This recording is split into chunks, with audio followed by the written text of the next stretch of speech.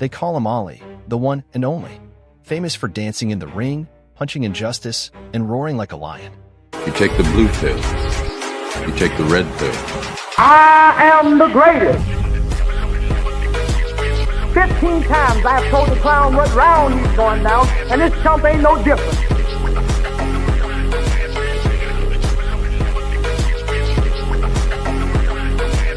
He'll fall an eight to prove that I'm great, and if he keeps talking jive, I'm going to cut it to 5.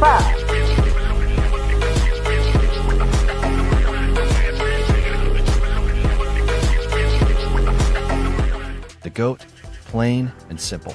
Remember the name, remember the fight. Why you gotta be the one of all people whose color to keep saying Cassius Clay? Howard Cosell is not the one who's gonna fight you. I am. You making it really hard on yourself now. Why don't you call me my name, man? Well, what's your name? You told me your name was Cassius Clay a few years ago. I never told you my name was Cassius Clay.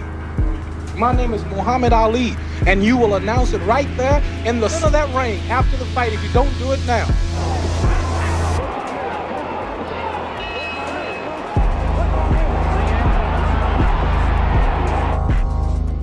Muhammad Ali, champ, activist, icon. He danced, he stung, he defied. Do you know Cus D'Amato, the man who forged the Mike Tyson? Come over here. What are you doing?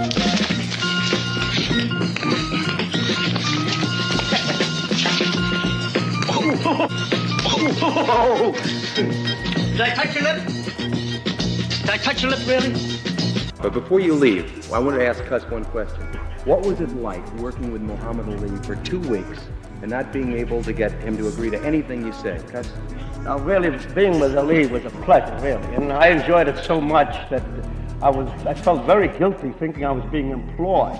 I thought I should have paid for it. Oh, that's a beautiful sentiment. Who would have won if you fought this man in your prime? I was a dancing master. Yeah, you were a dancer. You moved. I wasn't that powerful.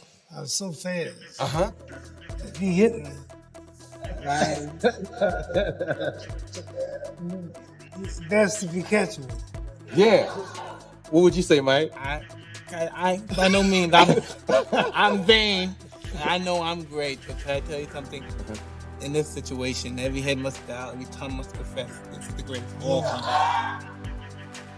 The champ is very modest, you know what I mean? Yeah. I seen him in the ring with killers. I seen him in there with killers, like Foreman, Shavers, guys that hit much harder than I. Yeah. And you know, he takes these guys' greatest punches, and that's what made him such a champion. I mean, even though I heard him say he didn't believe, he must have believed, because that's why, from watching Ali, gave me the great deal of confidence and deep down in the belief, to believe there's no man in this planet could beat me. From listening to him for all those years since I was a little boy. Yeah. Who did he aspire to be? Yeah. I wanted to be, no, it's interesting you say, I didn't want to be like Muhammad Ali, because where I came from, Muhammad Ali didn't come from the world I came from. I came from filth and scum and sewage. So I wanted to be mean like Sonny Liston and Jack Dempsey. I wanted to be ferocious. I wanted to kill you with my stare. I wasn't like Muhammad Ali. I love and respect Muhammad Ali, but Muhammad Ali is not like me. He don't come from the world I come from. See, Ali, that's the only thing about Ali. When you were watching Ali get beaten up as an old man, even if that was a young kid, he's not going to quit. You got to kill him. He won't quit. You know, Ali's a giant. There's no way other fighters can match him. He'll die for this shit. He'll die. I'm not going to die for that. You know, I got to meet Ali one time, and all I remember when I met and shook the man's hand, he never talked. I mean, at the point, you know, Parkinson's or whatever, the illness had taken over, but I just remember when he extended his hand, and he didn't have to say anything to me. It was a weird vibe, not a weird vibe, it was such a gracious handshake. I can't even put a word to it. So I honestly, you felt something. I felt powerful. something powerful from the man. But I met the man one time. He never spoke a word to me, but I felt the presence and power from him. If you like to lose your money, be a fool and bet on Sunday.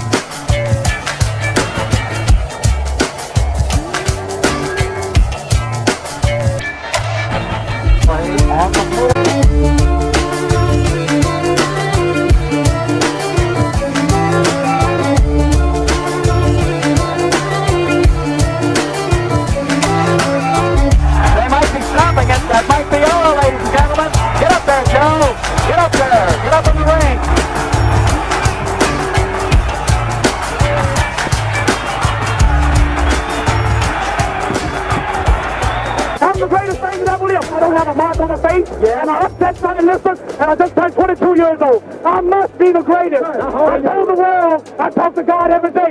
If God's with me, can't nobody be against me. I shook up the world. I am the king of the world. Hold it. I'm pretty. Hold it, you're not that pretty. I'm a bad man. I shook up the world. I shook up the world. I shook up the world. But injuries tried to silence him. Doubts circled. Whispers grew. Ollie ain't built for whispers. He trained, he pushed, he roared back. Stronger, faster, silencing the doubters with every punch. What's your excuse? Life throws punches. Ollie showed how to take them. Ready to unleash your champion? Watch now. Remember, it's not just boxing. It's about rising above, defying fear, becoming your best. Be your own Ollie. No, you stop. Wait, is this on close? You tell, is it live? Right now. Everybody stop talking now. Attention. I told you, all of my critics, I told you all that I was the greatest of all time when I beat Sonny Liston. I told you today, I'm still the greatest of all time. Never again defeat me. Never again say that I'm going to be defeated. Never again make me the underdog until I'm about 50 years old. Right. Then you might get me. Who knocks out everybody and no one can whoop him. That's when that little Cassius Clay from Louisville, Kentucky came up and stopped Sonny Liston, the man who annihilated Floyd Patterson twice. He was going to kill me. But he hit harder than George. His reach was longer than George. He was a better boxer than George. And I'm better now than I was when you saw that 22-year-old undeveloped kid running from Sonny Liston. I'm experienced now, professional. Jaw's been broke, been lost, knocked down a couple times. I'm bad. Been chopping trees. I done something new for this fight. I done wrestled with an alligator. That's right. I have wrestled with an alligator. I done tussled with a whale. I done handcuffed lightning, throw thunder in jail. That's bad. Only last week, I murdered a rock, injured a stone, hospitalized a brick. I'm so mean, I make medicine sick. Man, dude. Bad. Fast. Last night, I cut the light off my bedroom, hit the switch, was in the bed before the room was dark. Incredible. Fast. Incredible. And you, George Foreman, all of you chumps are gonna bow when I whoop him. All of you. I know you got him. I know you got him picked, but the man's in trouble. I'm gonna show you how great I am. Most of your poems, like the one you spoke a few moments ago, are funny. But you've written one about your own people, I think at the time of the Attica prison riot. It's a serious poem. You have certainly very serious moments, as you've shown us tonight. Could you, before we go, just say that poem for us? And that Rockefeller gave word 10 minutes or so, if they don't give up, I think it's the way it went, open fire. And one black prisoner came out to speak to the warden, and he said, you have 10 minutes to surrender. What's your reply? We're going to come in shooting. And the black prisoner came out, poetic poem. This didn't happen, but this is what I wrote. He said, better far from all I see, to die fighting to be free. What more fitting end could be? Better surely than in some bed where in broken health I'm led, lingering until I'm dead. Better than with prayers and pleas are in the clutch of some disease, wasting slowly by degrees. Better than of heart attack are some dose of drug I lack. Let me die by being black. Better far that I should go, standing here against the foe, is the sweeter death to know. Better than the bloody stain on some highway where I'm lain, torn by flying glass and pain. Better call in death to come than to die another dumb, muted victim in the slum. Better than of this prison rot, if there's any choice I've got, kill me here on the spot. Better far my fight to wage now while my blood boils with rage, lest it cool with ancient age. Better violent for us to die than to Uncle Tom and try, making peace just to live a lie. Better now that I say my sooth, I'm gonna die demanding truth while I'm still akin to youth. Better now than later on, now that fear of death is gone, never mind another dawn. They opened fire on them, but they died telling it like it was. What made you take up boxing as a child in Louisville? Well, at 12 years old, someone stole my bicycle. I went to a home show where they display cars and refrigerators and household utensils and everything. And I went there and left my bicycle outside and came out. It was a drizzling rain that night, Saturday evening, about 9 o'clock. The bicycle was gone. I just got it for Christmas. Somebody asked me whether it was the nearest police officer. And they said in the basement, the same building that I just came out. And a fellow named Joe Martin was training amateur boxers in a room about this size. And he asked me to take out an application and learn how to fight so I can beat the fella up in joking fashion who stole my bicycle. So I started boxing. This led you on eventually to the Olympics. Was this your goal as a child and as a young man? Did you see that the best thing you could ever do was to be an Olympic champion? I knew nothing about Olympics when I started. Nothing. I just boxed just to get on a local television show called Tomorrow's Champions. Every week at Saturdays in Louisville, Kentucky, we have a show called Tomorrow's Champions. And you've heard of the Kentucky Derby. Sure. That's where they have the races where I live. I live across the street from where they have a race every year. Anyway, I just wanted to get on local television, and I found out how good I was, and I kept on fighting. People say I'm conceited, I talk too much, but they must have pity on me. It's hard to be humble when you're as great as I am.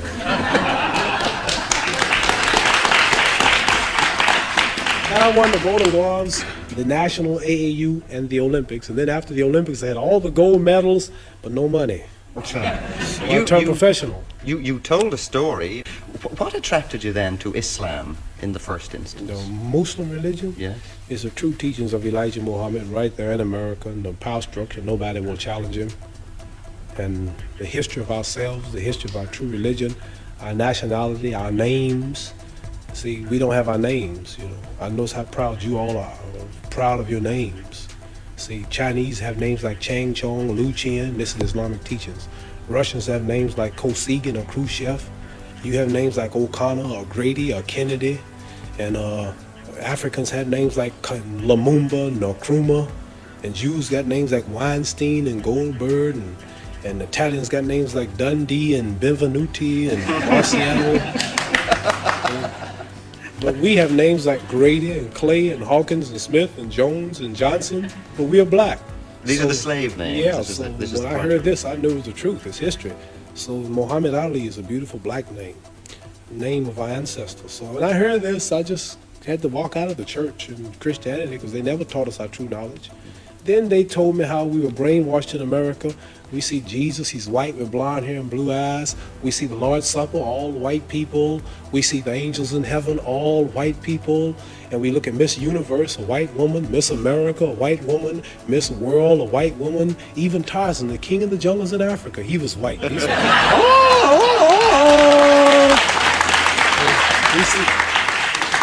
we see a white man swinging in Africa,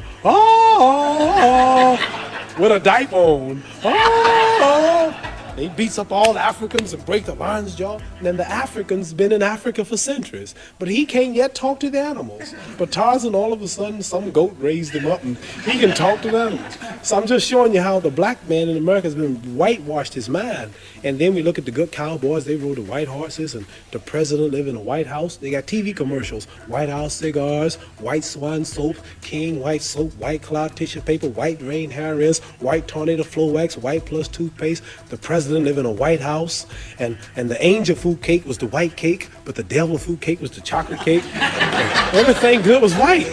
And when I heard this, I said, boy, this is the truth. So our religion teaches us the knowledge of ourselves, the knowledge of our culture, the knowledge of our history, makes us want to be with our own, marry our own, live with our own, clean up ourselves, do for self, quit forcing ourselves in white neighborhoods, but clean our own neighborhoods, makes us proud, makes us identify with our own brothers throughout the world. And after I heard this, being an intelligent man, then like I'm not only a winner in boxing or my stand on the draft, I'm a winner also in the movement that I follow for my people. And the oldest leader is Elijah Muhammad, who we believe was taught by Allah, God himself, to teach the so-called American Negroes the truth that's been hidden from them for 400 years, which will free them. Forget common folks crumbling. Ali wasn't built for pity parties.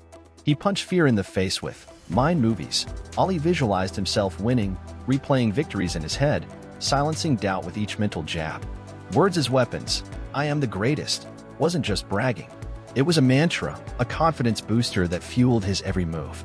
Teamwork makes the dream work. Family, friends, trainers, Ollie surrounded himself with believers. Their support is cornerstone against negativity. Gratitude game. Even in pain, Ollie appreciated the small victories, reminding himself of what he still had to fight for. Present power. Ollie wasn't haunted by the past or worried about the future. He focused on the now, every rep, every breath, a step towards his comeback. Don't just watch, learn. These ain't magic tricks, they're mental muscles you can train too. Be your own Ollie, punch negativity, rise above. No excuses. People to move in the neighborhoods, we clean their own neighborhoods. And another thing, when you say integration, it comes under intermarriage too, right? All Right, been together. right, sure. And I'm sure no intelligent white person watching this show, no intelligent white man in his or her right white mind want black boys and black girls marrying their white sons and daughters, and in return introducing their grandchildren as half-brown, kinky-haired black people. I wouldn't object to that. Well, you wouldn't, but a lot of them would. Well, I'm sure a lot of people. And No, it's just the point. what I'm trying to say is this. You don't have it. You say you don't, but you don't have it. You really ain't gonna have it. You on the show and you gotta say that. But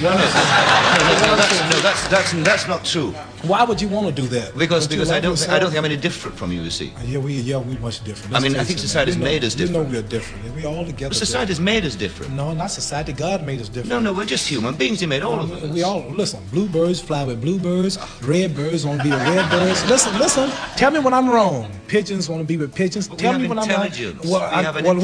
We should have. They don't have intelligence, but yet they stay together. We should have more intelligence than them, right? Buzzards are with buzzards. Buzzards are with buzzards. Bluebirds are with bluebirds. They all are birds, but they got different cultures. The eagles like to hang out in the mountains. The buzzard like to fly around the desert. Well, the bluebird like to fly around the trees and the grass. There'd be certain problems a buzzard mating with a sparrow, wouldn't there?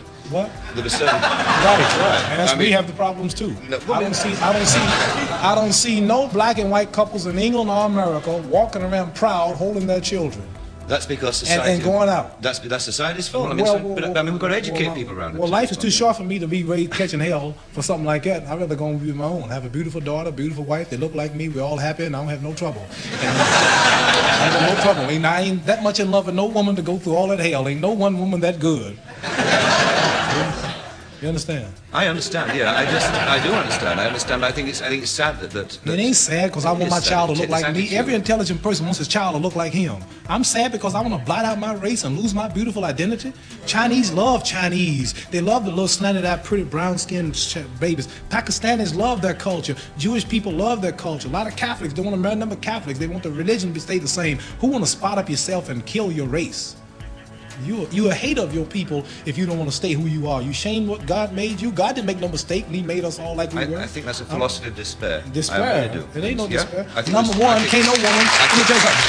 I'm gonna tell you. Listen, no woman on this whole earth, not even a black woman in Muslim countries, can please me and cook for me and socialize and talk to me like my American black woman. No woman, and last is a white woman, can really identify with me and my feelings and the way I act and the way I talk. And you can't take no Chinese man and give him no Puerto Rican woman and holler about we're in love and you emotionally in love and physically, but really they're not happy because she's gonna hear some Puerto Rican music, he's gonna hear some Chinese music, and they're gonna be clashing all the time. It's just nature. You can do what you want, but it's nature to want to be with your own. I want to be with my own. I love my people. That's all. I hate no. Forget hero worship. Time to level up your game. Learn from Ollie, the champ who conquered fear and crushed challenges. He ain't some distant legend. His mental tools are weapons you can wield. I've always been a great admirer of your ability as a poet. Have you had to work hard at it, or is it just sheer genius? It comes to me. It comes to me naturally, and I do it mainly because of my fights. Little simple rhymes. I just wrote a poem the other day entitled Truth. It says, "The face of truth is open. The eyes of truth are bright. The lips of truth are ever closed. The head of truth is upright. The breast of truth stands forward. The gaze of truth is straight. Truth has neither fear nor doubt. Truth has patience to wait. The words of truth are touching. The voice of truth is deep. The law of truth is simple. All you sow, you reap. The soul of truth is flaming. The heart of truth is warm. The mind of truth is clear and firm through rain and storm. Facts are only its shadow. Truth stands above all sin. Great be the battle of life. Truth in the end shall win. The image of truth is the cross. Wisdom's message is its rod. The sign of truth is Christ, and the soul of truth is God. Life of truth is eternal. Immortal is its past. Power of truth shall endure. truth shall hold to the last. That's a masterpiece. Now, did you... Visualize victory. Don't just dream it. See it. Like Ali, replay your success. Imagine yourself conquering your goals. Mind movies ain't just for Hollywood. Make them your reality. Words as power. Ali's "I am the greatest" wasn't bragging. It was belief in action. Create your own mantra, a battle cry that silences doubt and fuels your fight. Squad up. When together, Ali had his corner, a support system that believed. Surround yourself with cheerleaders, not doubters. Family, friends, mentors. Find your tribe and rise together. Gratitude is your armor. Even in the darkest moments, Ali appreciated what he had. Find your silver linings. Fuel your fire with thankfulness, not negativity. Present power. Don't get lost in what-ifs. Like Ali, be in the now. Focus on each step, each rep, each challenge. The future is built on the present. Master it. Stop spectating, start dominating. Apply these Ali-inspired mental tools to your challenges, crush your goals, silence your doubts. No excuses. Subscribe now and unleash your inner champion. Remember, Ali ain't the only champ. You got the potential, the tools, the fire. It's your time to shine. Beating this guy for 5 or 6 rounds. I'm in Africa. Yeah. It's hot. And I beat him up for the 6th round, the 7th round. Then when I thought I had him, I hit him in the side, and he fell on my ear, and he said, "That all you got, George?" I don't want to be defined like that. Okay. It was such a big thing, wasn't it? It was the rumble in the jungle. I call it the mugging in the jungle. Greatest man, the greatest man I ever met. To say he was the greatest boxer is a put down. He was bigger than boxing. When you describe him, I got into the ring with him. He didn't have the best power, the best anything, but his presence. You got in the ring with him and you knew this is something different. And also, I really respect a whole lot, really respect Ali a whole lot. It hurt you to punish him that way, didn't it? I feel that he fought one of the baddest heavyweights in the world today, and you cannot take credit from him. And I told the referee, stop this fight. Don't let this man take the fight. And he says to me, shut up and box. I was not hitting him hard no more. I was just to hit him, just to try to make him quit. I think he's a man that follows up, meaning that if he said he could do something, he would do it. Ali was the one that when he said something, he backed it up because he said he was the greatest. And it was amazing, just the word, you're the greatest, that means that you're the best. And I wanted to be the best, and I thought to be like Ali. I just want to tell you that, Muhammad Ali, one of my favorite quotes that he says is, "The service to others is the rent you pay for the room you have here on earth."